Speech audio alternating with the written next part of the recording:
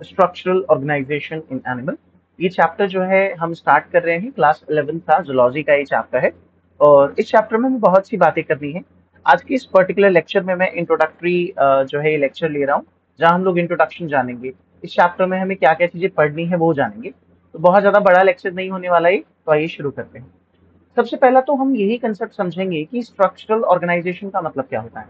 अब देखिए, हमें स्ट्रक्चरल ऑर्गेनाइजेशन इन एनिमल पढ़ना है, मतलब जो भी सारी चीजें हम जानेंगे यहाँ एनिमल्स के बारे में जानेंगे। Let us understand this. It is the system of organization ranging from cellular level to the organ and organ system level।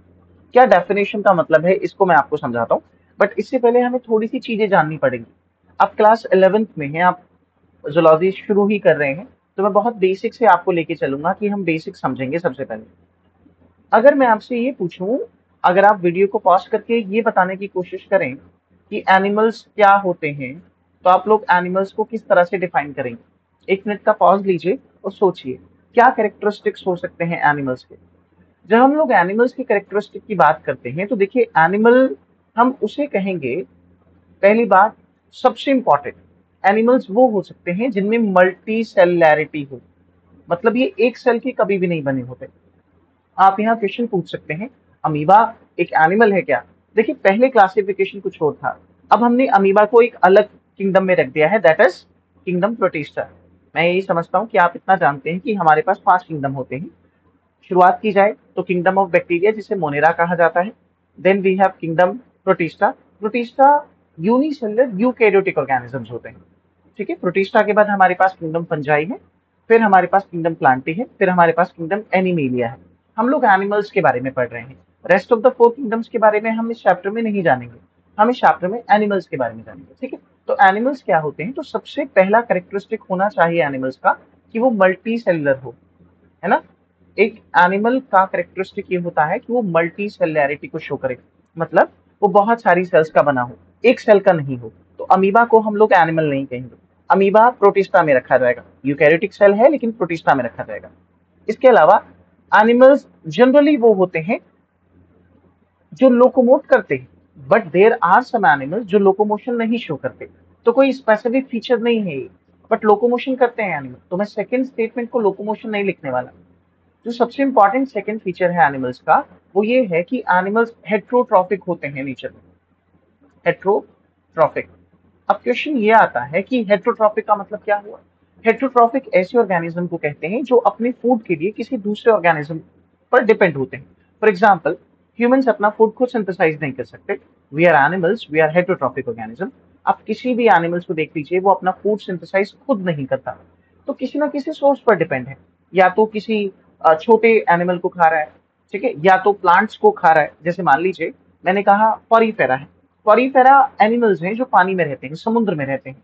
अभी छोटे छोटे जू प्लैंक्टन को खाते हैं। जू प्लैंक्टन का मतलब ऐसे बहुत माइक्रोस्कोपिक एनिमल्स जो पानी में तैर रहे होते हैं, जो पानी के करंट की वजह से बह रहे होते हैं, उन्हें खा रहे होते हैं, है ना। आप किसी भी एनिमल को ले लीजिए, कोई एनिमल अपना खाना खुद नहीं बनाता। खाना खुद से मेरा मतलब है कि जैसे प्लांट में प्रकाश संश्लेषण फोटोसिंथेसिस होता है, इस तरह की कोई एक्टिविटी एनिमल्स में नहीं होती। तो एनिमल्स मल्टी सेलुलर ऑर्गेनिजम्स हैं, हेट्रोट्रॉफिक होते हैं। ये दो सबसे इंपॉर्टेंट कैरेक्टरिस्टिक जब हम इस चैप्टर को शुरू करेंगे। अब जब हम लोग एनिमल समझ रहे हैं, तो प्यारे बच्चों हुआ ये कि जब इवोल्यूशन हुआ, है ना, जब जैसे मान लीजिए बैक्टीरिया बने, फिर धीरे धीरे इवॉल्व हुए, तो हमारे पास प्रोटिस्टा भी आए। प्रोटिस्टा के बाद फंगल या फंजाई इवॉल्व हुई, फंजाई के बाद जो है हमारे पास प्लांट इवॉल्व हुए, एनिमल्स इवॉल्व हुए।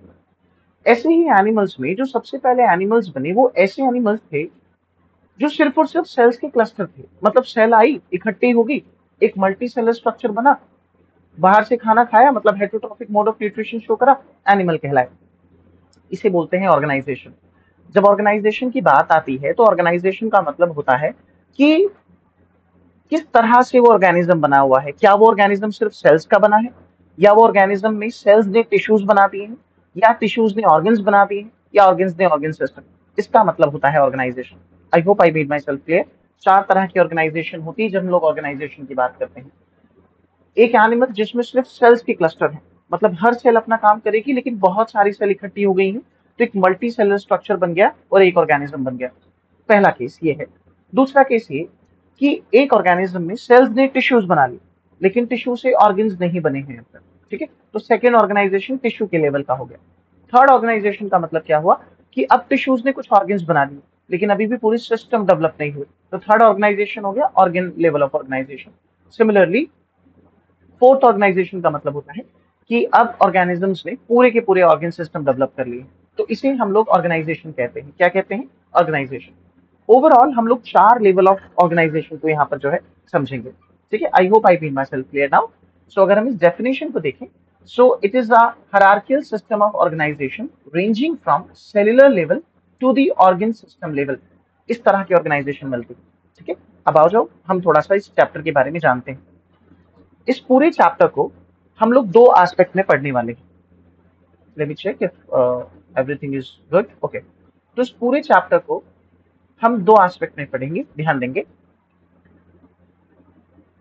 ओके, इस पूरे चैप्टर में हमें 2 चीजें पढ़नी है, और 2 चीजें कौन सी हैं वो देखिए। इस पूरे चैप्टर के अंदर, स्ट्रक्चरल ऑर्गेनाइजेशन के अंदर, हम ये जानेंगे पहले तो कि एनिमल टिश्यूज के बारे में हम लोग यहाँ जानेंगे कि एनिमल टिश्यूज क्या है। इस पूरे चैप्टर को 2 हिस्सों में डिवाइड कर दिया, टिश्यूज पढ़ेंगे और दूसरा मॉर्फोलॉजी पढ़ेंगे, दूसरा मॉर्फोलॉजी पढ़ेंगे। क्वेश्चन ये आता है कि मॉर्फोलॉजी क्या होता है ना। क्वेश्चन ये आया कि मॉर्फोलॉजी क्या होगा। भाई टिश्यू तो कहीं ना कहीं हमने सुना हुआ है कि टिश्यू एग्जैक्टली होते क्या है। आप 11th में आए हैं, नए नए हैं, तो अभी धीरे धीरे जान जाएंगे। मैं कलर चेंज कर लेता हूँ, ठीक है। एनिमल टिश्यूज में हम 4 टिश्यूज के बारे में यहाँ पर पढ़ेंगे। क्या होते हैं टिश्यू वगैरह, थोड़ा सा पेशेंस कीजिए, मैं भी आपको बता ही रहा हूँ। एपिथेलियल टिश्यू, हम 4 तरह के टिश्यूज डिस्कस करेंगे। पहला एपिथेलियल टिश्यू। सेकेंड टिश्यू जो हम लोग यहाँ पढ़ेंगे that is going to be connective tissue.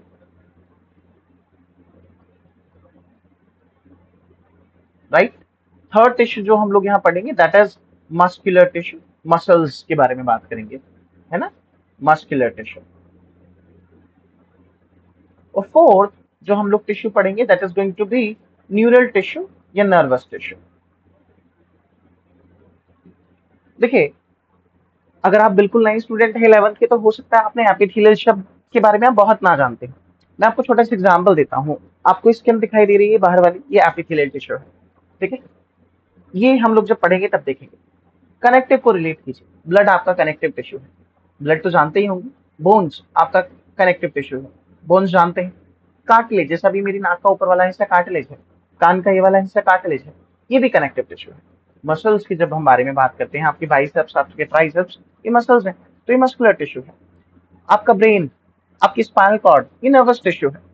तो एनिमल, जितने भी एनिमल्स हैं, चाहे एनिमल पॉरीफेरा हो, सिंपलेस्ट ऑर्गेनिज्म है पॉरीफेरा, चाहे ह्यूमन हो, कॉम्प्लेक्स ऑर्गेनिज्म, हमसे कॉम्प्लेक्स नहीं है कोई भी। इन सभी के बीच में जितने भी ऑर्गेनिज्म आते हैं, सभी इन्हीं 4 टिश्यूज के बारे, टिश्यू से बने हुए हैं। इन्हीं अलग अलग टिश्यूज के कॉम्बिनेशन से हम सब एनिमल्स बने हैं। इसका मतलब अगर हम ये 4 टिश्यूज को ढंग से पढ़ लेते हैं तो ये चैप्टर बड़ा इजी हो जाएगा। और ये चैप्टर पढ़ने का महत्व ये भी है कि हमें पूरी ह्यूमन फिजियोलॉजी बड़ी इजीली समझ में आ जाएगी, ठीक है। तो ये 4 टिश्यूज हमारे पास है। अच्छा, अब एक नया शब्द आया आज हमारे पास कि जो ये शब्द आया है मॉर्फोलॉजी, इसका मतलब क्या होता है। अच्छा देखो, अगर मैं आपसे कहूं कि आपके पास एक कॉकरोच है, आपको बताना है वो कैसा दिखता है, तो आप क्या कहेंगे? आप 1 मिनट का पॉज लीजिए प्लीज, और मुझे बताइए कॉकरोच कैसा दिखता है। आप कहेंगे कॉकरोच में हमने देखा उसमें कुछ पंख हैं, उसका एक हेड है, उसकी पीछे इलोंगेटेड बॉडी है, उसमें हमारे पास 3 पेयर ऑफ लेग हमें देखे, हमने 2 पेयर ऑफ विंग्स देखे। आपने उसका वर्णन कर दिया, आपने बताया कि वो बाहर से कैसा दिखाई देता है। अब कोई ऑर्गेनिज्म बाहर से कैसा दिखाई देता है, उसकी एक्सटर्नल अपीयरेंस क्या है, ये उसकी मॉर्फोलॉजी है। तो जब हम लोग मॉर्फोलॉजी को डिफाइन करते हैं तो हम मॉर्फोलॉजी को क्या कहेंगे? The external appearance of, it is the external appearance of an organism. किसी भी जीव की जो एक्सटर्नल अपीयरेंस होती है उसे हम लोग मॉर्फोलॉजी कहते हैं। क्या कहते हैं? Morphology. I hope I made myself clear. ये पढ़ने वाले हैं। मॉर्फोलॉजी में हम यहाँ जो 2 मेन एग्जांपल्स को डिस्कस करेंगे, उसमें सबसे पहला एग्जांपल हम लोग पढ़ने वाले हैं फ्रॉग। यहाँ पर हम फ्रॉग पढ़ेंगे, और दूसरा जो एग्जांपल हम लोग पढ़ेंगे that is going to be cockroach, ठीक है। तो आज आपने ये 2 शब्द सीखे कि एक आपने सीख लिया मॉर्फोलॉजी क्या होता है। मॉर्फोलॉजी जब हम किसी भी एक्सटर्नल फॉर्म्स एंड फीचर्स को स्टडी करते हैं, ठीक है, study of external forms and features को मॉर्फोलॉजी कहा जाता है। मैं यहाँ पे भी इस बात की डेफिनेशन लिख देता हूँ, ये दो टर्म है ताकि आप लोग को थोड़े से और क्लियर हो जाए। दो टर्म, मॉर्फोलॉजी और एनाटॉमी का मतलब मैं आपको बताता हूँ। पहले हम लोग मॉर्फोलॉजी शब्द देखेंगे। Morphology means study of external forms and features, external forms and features. एक दूसरा टर्म है एनाटॉमी, या जिसको अनाटमी भी बोलते हैं, अनाटमी। अनाटमी का मतलब होता है इंटरनल ऑर्गेनाइजेशन को समझना। अगर मान लीजिए हम किसी ह्यूमन का डाइसेक्शन करें, डाइसेक्शन का मतलब होता है उसको बीच में से फाड़ दें, उसको स्टडी करें उसके इंटरनल सिस्टम को, तो हमें पता चलेगा ये ट्रैकिया है, सामने खोलेंगे तो हमें रिब केज देखने को मिलेगा, लंग्स देखने को मिलेंगे, हार्ट देखने को मिलेगा। ये पता चलेगा कि चेस्ट कैविटी एब्डोमिनल कैविटी से बीच में डायफ्राम है, उसकी वजह से सेपरेटेड है। तो इंटरनल ऑर्गेनाइजेशन ऑफ ऑर्गन को समझना या टिश्यूज को समझना एनाटॉमी कहलाता है, ठीक है। So study of internal organisation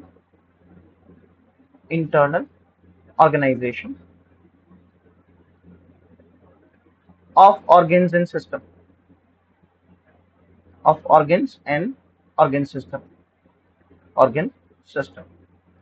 ये बात समझ में आ गई आप लोगों को, ठीक है, कि हम इस चैप्टर में ये चीज पढ़ने वाले हैं। लेवल ऑफ ऑर्गेनाइजेशन मैं आपको बता देता हूं। तो लेवल ऑफ ऑर्गेनाइजेशन किस किस लेवल का है? एक ऑर्गेनिज्म, एनिमल्स में ही बता रहा हूं, वो सिर्फ सेल का बना हो सकता है, जैसे पॉरीफेरा, या हो सकता है किसी ऑर्गेनिज्म में टिश्यूज बन चुके हैं। अब कैसे बनते हैं, क्या होते हैं, ये आज पढ़ने वाले हैं। टिश्यूज बन चुके हैं जैसे नाइडेरिया, या किसी ऑर्गेनिज्म में ऑर्गेन्स बन चुके हों जैसे प्लेटीहेल्मिन्थस, प्लेटफॉर्म्स होते हैं, ठीक है, चपटे कृमि बोलते हैं। या ऑर्गन पूरा सिस्टम डेवलप हो चुका हो कि पूरे सिस्टम है। साधारण से एग्जांपल दो तो हम ही देख लो, हमारे अंदर सारे सिस्टम्स हैं, है ना। लंग्स सांस लेने के लिए है, मतलब रेस्पिरेटरी सिस्टम सांस लेने के लिए, हमारे पास एक्सक्रीटरी सिस्टम नाइट्रोजनस वेस्ट को निकालने के लिए, सर्कुलेटरी सिस्टम ब्लड को पंप कराने के लिए, ब्लड फ्लो कराने के लिए, डाइजेस्टिव सिस्टम खाना पचाने के लिए। बात समझ में आ रही? ये है ऑर्गन सिस्टम। तो I hope that I made myself clear. अच्छा, ये कुछ वर्ड यहाँ हाइड हो गए, तो लो इसको थोड़ी देर के लिए मैं हटा देता हूँ, आप स्क्रीनशॉट लेना चाहो तो ले सकते हो, या यहाँ लगा देते हैं इसको। नहीं, ये जो मैंने इमेज लगाई ना, ये इमेज भी देखो अपने आप में बहुत कुछ बोल रही है। आओ इस इमेज को समझा देता हूँ तुम्हें। जैसे लेवल ऑफ ऑर्गेनाइजेशन में कहाँ गया ये मार्कर, एक सेकंड एवरीवन। अगर आप इसे देखो तो यहाँ मेंशन भी है ना, cell is the smallest unit of life, cell will make tissues, tissues से ऑर्गन बनते हैं, ऑर्गन से ऑर्गन सिस्टम, और फिर पूरा ऑर्गेनिज्म, ठीक है। अब इस चैप्टर में आगे बढ़ने से पहले हमें कुछ बेसिक डिस्कवरीज देखनी पड़ेंगी। इन डिस्कवरीज को जानने की कोशिश करते हैं। सभी आप जानते भी हैं इन डिस्कवरीज को, तो मैं कोई बहुत ज्यादा टाइम लूंगा नहीं यहाँ पे आपका, ठीक है। And let me choose a colour everyone, and I guess white is the best. देखिए, डिस्कवरी ऑफ सेल की बात करें तो 1665 में रॉबर्ट हुक ने सेल को डिस्कवर करा था। ये एक इंग्लिश साइंटिस्ट थे, इन्होंने सेल को डिस्कवर करा, ठीक है, यूजिंग अ क्रूड माइक्रोस्कोप, मतलब बेसिक सा माइक्रोस्कोप था। जब मैं आपको सेल पढ़ाऊंगा ना, तब रॉबर्ट हुक के बारे में बहुत सारी जानकारी दूंगा। टेक्निकली रॉबर्ट हुक ने जो सेल को डिस्कवर करा वो एक नॉन लिविंग सेल थी, ठीक है। इन्होंने क्या करा, इन्होंने प्लांट की सेल वॉल को ही तो देखा था, इन्होंने प्लांट के अंदर कुछ नहीं देखा, इन्होंने सेल वॉल को देखा। तो इन्होंने टर्म भी सेल दिया कि सेल का मतलब होता है एम्प्टी रूम। खैर बाकी बातें बाद में करेंगे।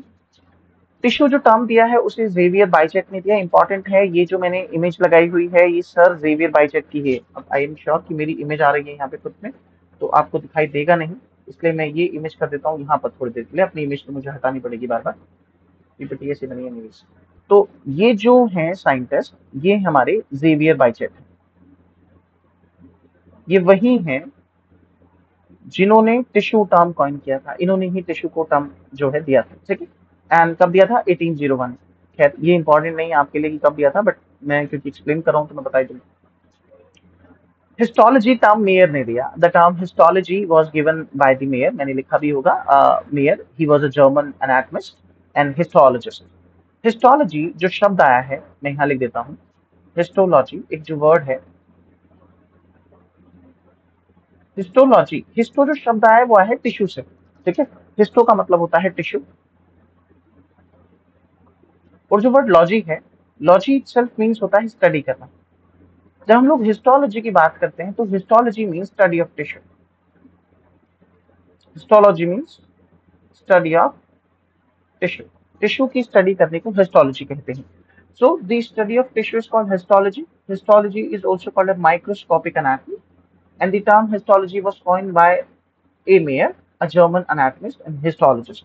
I hope I made myself clear. इतनी बेसिक सी बात हमें टिश्यू की डिस्कवरी और सेल के बारे में जाननी है।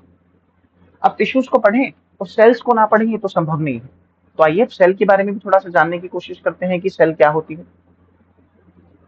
सेल को अगर डिफाइन किया जाए तो आप समझते हैं सेल सभी कि it is the smallest structural and functional smallest structural mark के साथ छोड़ रहा है मेरा, मुझे लग रहा है, and functional unit of an organism, unit of life कह लीजिए, organism कह लीजिए, unit of organism कह सकते हैं, life कह सकते हैं, ठीक है। Okay, so it is the smallest structural and functional unit of an organism। देखिए कोई भी ऑर्गेनिज्म हो, सेल के बेसिस पे हम ऑर्गेनिज्म को कैसे कैसे क्लासिफाई कर सकते हैं, मैं पढ़ाऊंगा आपको सेल वाले चैप्टर में डिटेल में, लेकिन अभी मैं आपको बताऊंगा जरूर। किसी भी ऑर्गेनिज्म को हम सेल के बेसिस पे क्लासिफाई कर सकते हैं कि कोई भी ऑर्गेनिज्म या तो एक सेल का बना होगा, है ना, या तो कोई ऑर्गेनिज्म यूनिसेलुलर हो सकता है। एक क्लासिफिकेशन तो ये होगी कि एक ऑर्गेनिज्म सिर्फ एक सेल का बना है, या तो कोई ऑर्गेनिज्म मल्टी सेलुलर हो सकता है ना, कि उसके अंदर बहुत सारी सेल हो। एक क्लासिफिकेशन ये हो गया। या एक संभवता एक चीज और हो सकती है कि या तो ऑर्गेनिज्म प्रोकैरियोटिक हो, या तो ऑर्गेनिज्म प्रोकैरियोटिक हो, ये लास्ट हो सकता है कि वो ऑर्गेनिज्म यूकैरियोटिक हो, है ना, या तो ऑर्गेनिज्म कैसा हो, यूकैरियोटिक। लिख नहीं पा रहा मैं शायद, यूकैरियोटिक। ये चार बातें लिखी है मैंने, हो सकता है नीचे स्लाइड में आपको दिखाई ना दे रहा हो, ठीक है, कि या तो एक ऑर्गेनिज्म क्या हो सकता है,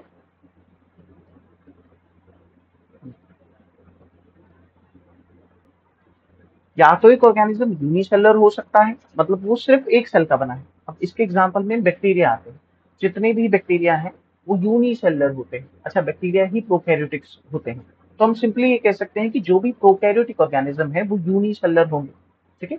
अब या तो कोई ऑर्गेनिज्म मल्टी सेलुलर हो सकता है, मतलब बहुत सारी सेल का बना हो, ठीक है। मल्टी सेलुलर में फंजाई से शुरू होते हैं। Fungi is a multicellular, plantae is a multicellular and animals are multi cellular.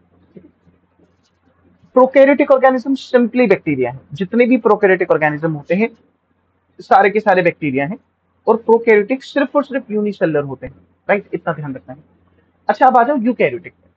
Eukaryotic और प्रोकैरियोटिक में मेन डिफरेंस ये है कि यूकैरियोटिक सेल्स के अंदर सारे ऑर्गेनेल्स प्रेजेंट होते हैं, जैसे न्यूक्लियस होगा, एंडोप्लाज्मिक रेटिकुलम होगा, गोल्जी बॉडी होगा, माइटोकॉन्ड्रिया होगा, ये सारी चीजें होंगी। प्रोकैरियोटिक में ये नहीं होता। प्रोकैरियोटिक में जो न्यूक्लियस है वो भी प्रेजेंट नहीं होगा, जेनेटिक मटेरियल साइटोप्लाज्म में जो है फ्लोट करता रहेगा। अच्छा, यूकैरियोटिक यूनिसेलुलर भी हो सकता है, मल्टीसेलुलर भी हो सकता है। यूकैरियोटिक में यूनिसेलुलर के एग्जांपल प्रोटिस्टा है, जैसे अमीबा है वो यूनिसेलुलर है लेकिन यूकैरियोटिक है। तो Protista are unicellular eukaryotes. Just cell वाले चैप्टर में, अगला चैप्टर जब बॉटनी का पढ़ेंगे तो उसमें मैं आपको डिटेल में बताऊंगा। बाकी फंजाई ले लीजिए, दे आर फंजाई तो by the way you know they are multicellus eukaryotic structure, plant are the eukaryotic structure, animals are the eukaryotic structure। तो ये सारे ये वाली क्लासिफिकेशन। खैर मैं आपको ये वाली बात यहाँ पढ़ा क्यों रहा हूँ, ये देखो, जितनी भी सेल्स हो चाहे किसी का भी कैसा भी ओरिजिन हो, सब में तीन कॉमन फीचर होते हैं। All cells, all cells shares three features in common, three things in common. चाहे सेल कोई भी हो, सभी सेल तीन चीजें तो कॉमन शेयर करती हैं। वो तीन चीजें क्या है, पहली सेल मेम्ब्रेन, है ना, पहली जो चीज है दैट इज कॉमन है सभी में, वो है सेल मेम्ब्रेन। भाई सेल मेम्ब्रेन तो सभी में होगी ना, चाहे यूकैरियोटिक हो चाहे प्रोकैरियोटिक हो। क्या होती है सेल मेम्ब्रेन? सेल मेम्ब्रेन एक ऐसी बाउंड्री है जो सेल के इंटरनल एनवायरनमेंट को बाहर के एनवायरनमेंट से सेपरेट करती है। फॉर एग्जाम्पल, अगर मैं एक सिंपल सी सेल को ड्रॉ करूं, मान लीजिए कि मैंने तो ये यहाँ एक सिंपल सी सेल ड्रॉ कर ली, ये जो मैंने सर्कल बनाया, तो भाई ये इसकी सेल मेम्ब्रेन होगी। क्या कर रही है सेल मेम्ब्रेन? सेल मेम्ब्रेन एक सेल को अपने इंटरनल एनवायरनमेंट से उसके एक्सटर्नल सराउंडिंग से सेपरेट करती है। मतलब बाहर की चीजों से अंदर वाली चीजों को सेपरेट कर रही है। आप ये मान के चले कि कमरा है, कमरे की दीवार कमरे को अंदर से बाहर से सेपरेट कर रही है, अंदर और बाहर से सेपरेट कर रही है ना। पहली चीज ये कॉमन जो होगी सभी सेल में, चाहे यूकैरियोटिक हो, चाहे प्रोकैरियोटिक हो, चाहे जो मर्जी हो। दूसरा, जेनेटिक मटेरियल, भाई ये तो जरूर होगा उसके अंदर, चाहे न्यूक्लियस के अंदर हो चाहे न्यूक्लियस के बाहर हो। न्यूक्लियस के अंदर होगा तो यूकैरियोटिक, सिंपल साइटोप्लाज्म में होगा तो प्रोकैरियोटिक, कोई दिक्कत नहीं। तीसरा साइटोप्लाज्म, है ना।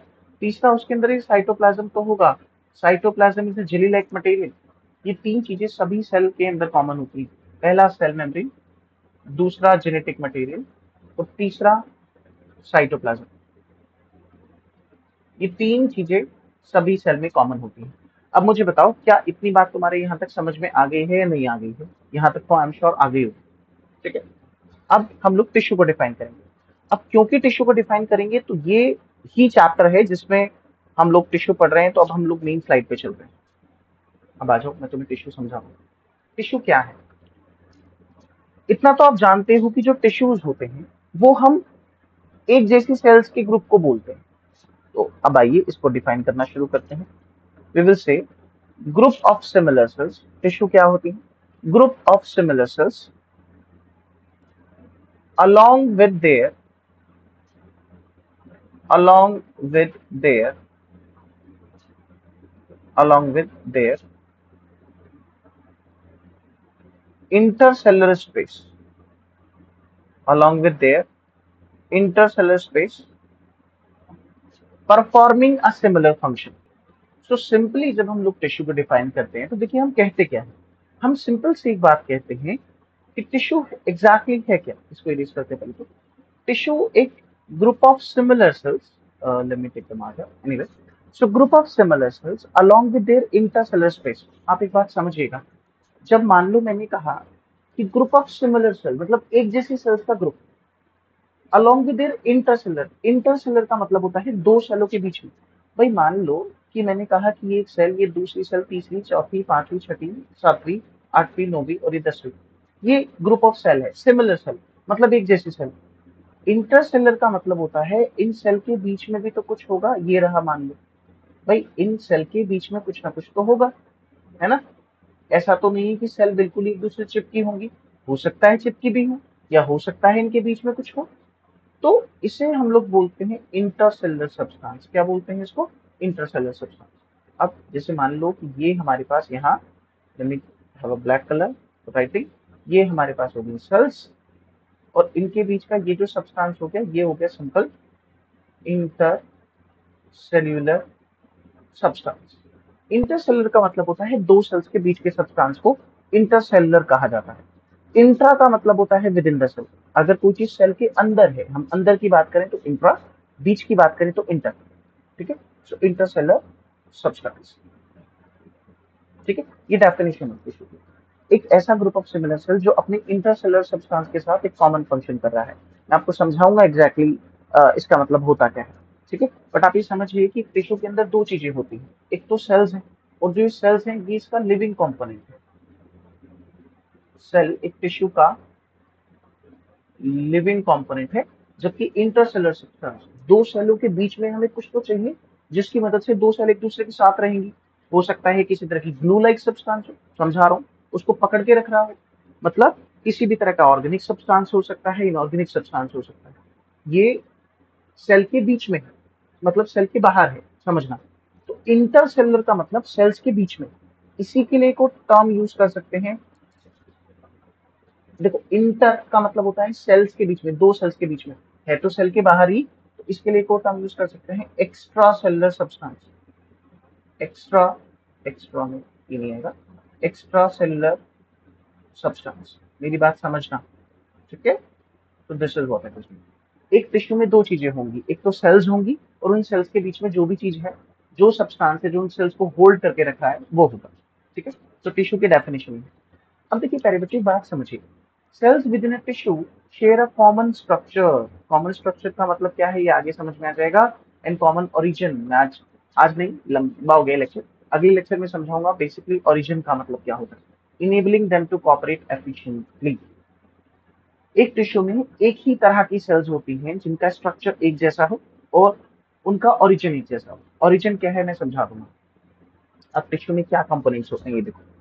मैंने अभी आपसे कहा कि जब हम लोग टिश्यू की बात करेंगे तो हम ये कह रहे हैं कि टिश्यू में सेल्स हैं और उन सेल्स के बीच में कुछ ना कुछ है।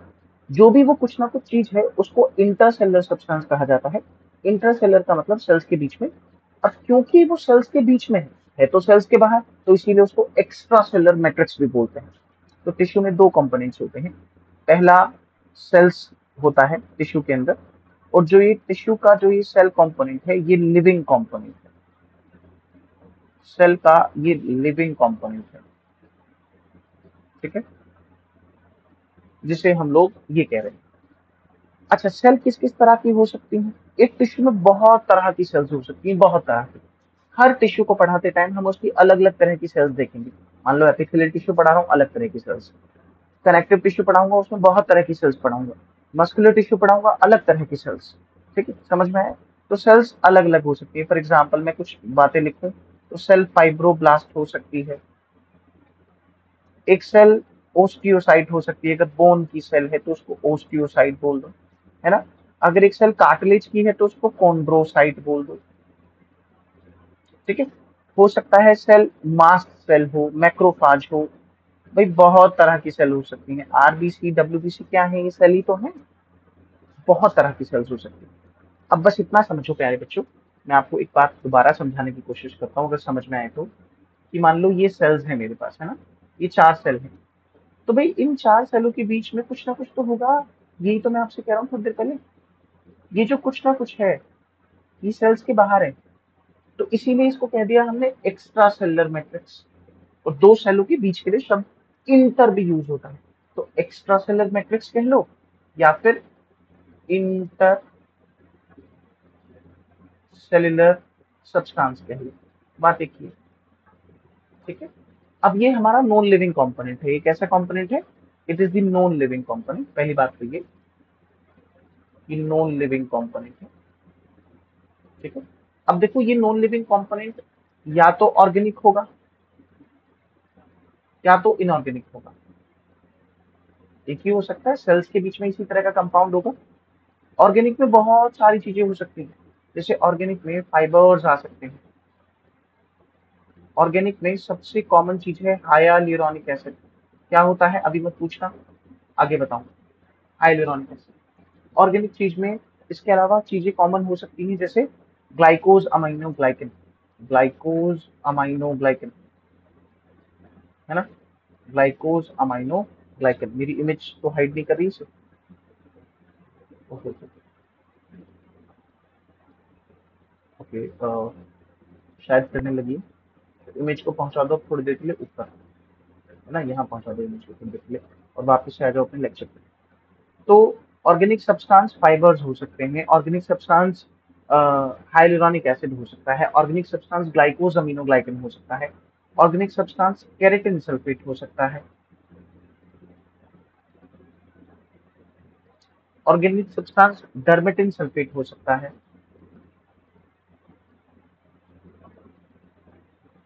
अरे ये बात समझ लो, ये ऑर्गेनिक सब्सटेंस है। सेल का नॉन लिविंग कंपोनेंट, टिश्यू का नॉन लिविंग कंपोनेंट। टिश्यू में दो चीजें होगी, एक सेल, और उन सेल को पकड़ के भी तो कोई रखेगा, वो उसका नॉन लिविंग कंपोनेंट। इनऑर्गेनिक में सिंपल से क्या चीजें आएंगी आप खुद सोच लो। इनऑर्गेनिक में आएंगे मिनरल्स, सिंपल। फॉर एग्जांपल मैंने कहा वाटर है, वाटर बाइंड करके रखेगा ना। आयंस हैं, इलेक्ट्रोलाइट्स हैं। ये बहुत सारी चीजें होती है इनऑर्गेनिक में आ जाएंगी। तो एक टिश्यू के अंदर दो कंपोनेंट होते हैं, लिविंग कंपोनेंट और non living component. Living component of a tissue is simply called cell, whereas non-living component of a tissue is called as extracellular matrix or intercellular substance. It can be organic as well as inorganic. If it is organic, it can be a simple fiber. और fibers के अलग अलग type होते हैं जैसे collagen, elastin, reticular, आगे पढ़ाऊंगा। It can be simple hyaluronic acid. It can be simple glycose aminoglycan, keratin sulfate, dermatin sulfate, etc. etc. ठीक है। इनऑर्गेनिक में सिंपल मिनरल्स हो सकते हैं, वाटर हो सकता है, इलेक्ट्रोलाइट हो सकते हैं। आई होप मेरी बात समझ में आ गई। चार तरह के टिश्यूज होते हैं। मैंने अभी आपको थोड़ी देर पहले पढ़ाया कि हमारे पास चार तरह के टिश्यूज हैं और कौन कौन से हैं। हमारे पास एपिथेलियल टिश्यू है। काम क्या है आगे देखिए, अभी कोई मतलब नहीं है जानने का, क्योंकि तुम्हें पता ही नहीं है इसके बारे में कि सरफेस कवर करेगा या कैविटीज लाइन करेगा, रटना नहीं है हमें कुछ। कनेक्टिव हो सकता है। कनेक्टिव का मतलब क्या है? जो कनेक्ट करे, जोड़े। खून जोड़ रहा है पूरे शरीर को, हड्डियां जोड़ रही हैं पूरे शरीर को, टेंडन, लिगामेंट, ये एग्जाम्पल दे रहा हूँ, जोड़ रहे हैं शरीर को, कार्टिलेज जोड़ रहे हैं शरीर को। हमारी स्किन के नीचे जो टिश्यू है, स्किन के नीचे टिश्यू है, एरियोलर, एडिपोज, जोड़ रहे हैं स्किन को बोन्स के साथ, मसल्स के साथ। ठीक है, दूसरा टिश्यू। तीसरा मसल्स, ये मसल्स जो हैं इन्हें भाई लैपटॉप चार्ज पे लगाते हैं, है ना।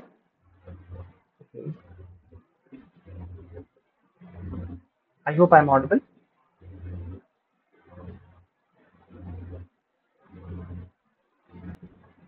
सो एक सिंपली एक टिश्यू या तो फिर नर्वस टिश्यू हो सकता है। तो ये चार तरह के टिश्यूज हमारे पास हैं।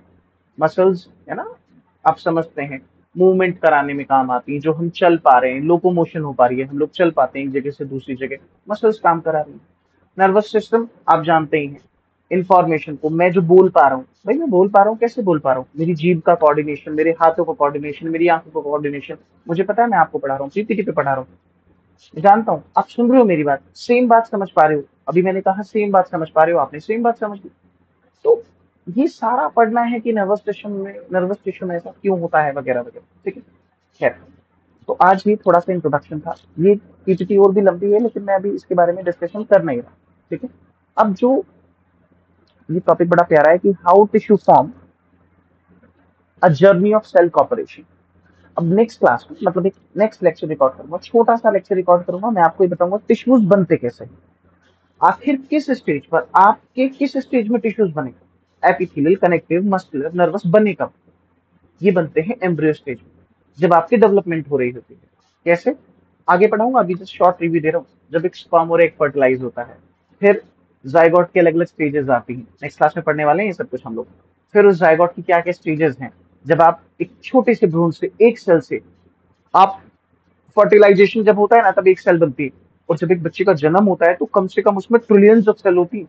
सारी बातें बताऊंगा कि किस लेवल पे टिश्यूज आखिर बनते हैं, कैसे बनते हैं, जर्म लेयर क्या होती है, कौन डिसाइड करता है किससे एपिथेलियल बनेगा, किससे मस्कुलर बनेगा, किससे नर्वस बनेगा, या किससे कनेक्टिव बनेगा, और ये फिर ऑर्गन कैसे बनाते हैं, हार्ट कैसे बन गया, ये सारी चीजें, मतलब थोड़ा सा रिव्यू तो दूंगा ही तुम्हें यहाँ पे। जर्म लेयर क्या होती है, बहुत सारी हमें बातें करनी है।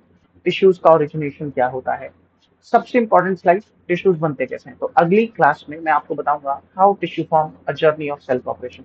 I hope everyone you like the lecture, and we have started zoology as well. Please do subscribe, do share, and do like the session. And that's it. Thank you so much, everyone. We'll see you in the next class. And rest of thing, एक बात हो, अगर आपको PPT चाहिए तो आप मुझे comment box में बता सकते हैं, और आप मेरे मेल पर भी मुझे मैसेज कर सकते हैं। मेरा मेल आईडी इसमें मेंशन होगा, अगर आप चैनल में जाकर देखेंगे तो। Thank you.